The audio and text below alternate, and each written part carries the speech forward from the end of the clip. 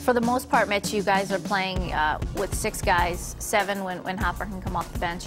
I'm sure you're sick of hearing the question or talking about it, but how is this team able to do it? How are you able to play guys for 40 minutes and they don't seem to be getting tired anymore? Well, Marissa, I've tried to manage, you know, the practices. We've changed our whole outlook. We're giving them more days off, obviously, and we're doing some stuff now in the pool, which is supposed to be, you know, regenerative in terms of helping them get their muscles back quicker.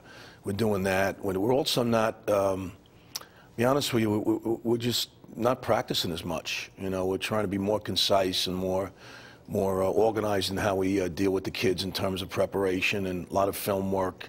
So it's been a whole different philosophy of how to approach things. But, you know, you have to keep them fresh and you got to stay away from injuries. So it's something that I'm not comfortable doing it, but it's the best thing for this team. One guy who's, knock on wood, been able to remain healthy so far this season and playing extremely well is Odi Anisiki. Just recorded his 11th straight double-double. That's the current longest streak in the nation and also a new Siena record. You talked about it before, whereas in the beginning of the season, people wanted to know what's going on with Odi, what's wrong with him, and you said, give him a second. He's a great player. He's going to come around. Just talk about the play of him. Well, he's emerged not only as a good player, but his overall demeanor with leadership. He really wants the ball. He wants to be the leader. He understands that he needs to play really well on this team. You know, it's a team that doesn't have a ton of options inside. He stayed out of foul trouble. If you remember last year, that was one of his weaknesses. He got in a lot of foul trouble. He's become an overall really good student athlete. You know, he understands his role in this team, not only on the court but off the court. He's been fun to coach, and he's playing at a high level. I'm really happy for him. Yeah, upcoming this week, we have a tough trip to Manhattan. Manhattan is very improved.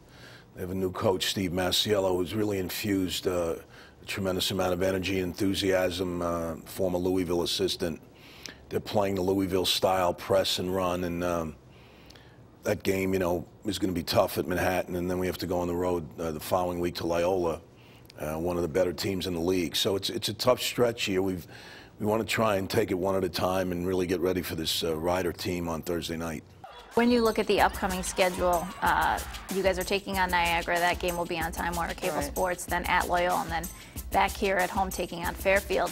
That's potentially 3 wins. I know you don't want to look that far ahead, but when you look at the schedule, you got to think, okay, well, we need to get these 3, but we definitely can get these 3. Well, I think, you know, we just have to keep plugging away in the sense, you know, we have to build on what we did against Fairfield and learn from what we didn't do against Loyola and Iona and just really do a better job. And I think we're almost there, you know. I think that the Niagara game is going to be a tough game. They've played well recently, Niagara has, and you know, with us, it's just a matter of how we start the game. You know, it's really going to be, you know, we got to get after it right in the beginning. And these kids have been very resilient. I mean, you know, we've had our ups and downs, but they've showed me that, you know, they want to win and they'll do whatever it takes. So I'm confident that the next few games will be much better outcome. Last question. I know we don't have much time, but I want to touch briefly on the Fairfield game on January 20th because that's the Pink Zone game.